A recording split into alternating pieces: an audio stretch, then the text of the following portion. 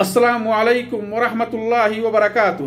الحمدللہ وحدہ والصلاة والسلام علی من لا نبی بعدہ، اما بعد۔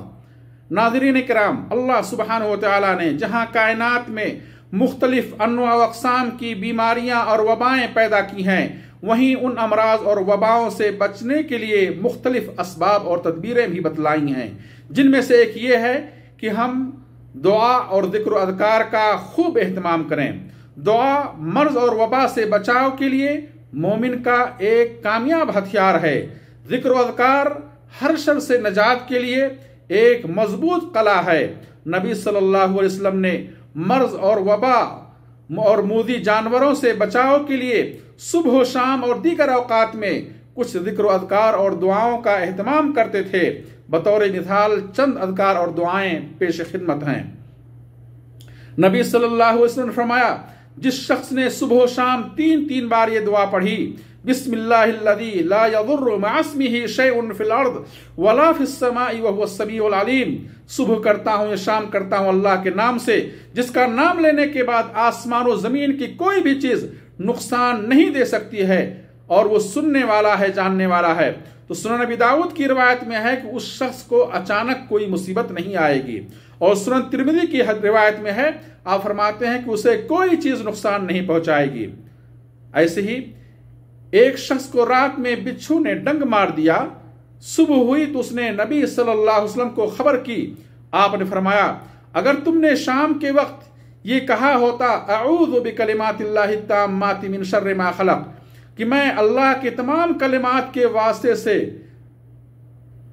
پناہ چاہتا ہوں اللہ کی اس شر سے جو اس نے پیدا کیا۔ آپ فرماتے جس نے یہ دعا پڑھی ہوتی، اگر تم نے یہ دعا پڑھی ہوتی تو وہ بچھو تمہیں ڈنک نہ مارا ہوتا۔ اسے امام ابو داؤد نے روایت کی ہے اور علامہ البانی رحمہ اللہ نے صحیح قرار دیا ہے۔ سورہ اخلاص اور سورہ فلق اور ناس کے بارے میں فرمایا آپ نے، جو شخص صبح و شام سورہ اخلاص 3 بار، سورہ فلق اور سورہ ناس 3 بار پڑھے گا، تکفیک من کل شیء، آپ فرماتے ہیں صحابی صاحب نے فرمایا کہ تمہیں ہر شر سے بچانے کے لیے یہ صورتیں کافی ہو جائیں گی۔ اسے امام ابو داؤد نے روایت کی ہے اور علامہ البانی رحمہ اللہ نے صحیح قرار دیا ہے، حسن قرار دیا ہے۔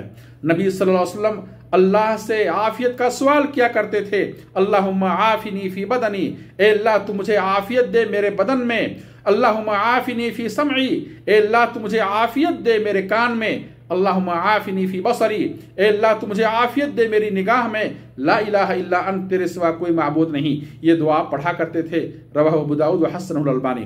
اور امت کو بھی حکم دیا کہ وہ اللہ سے عافیت کا سوال کرتے رہیں، صلی اللہ العافیہ فی الدنیا والآخرہ، رواہ ابو داؤد۔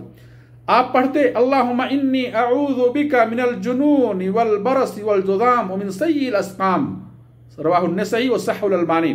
اے اللہ میں تیری پناہ چاہتا ہوں جنون سے، پاگل پنی سے، برس اور کوڑھ کے مرض سے، اور ومن سیء الاسقام، اور تمام بدترین بیماریوں سے، وباؤں سے میں تیری پناہ چاہتا ہوں۔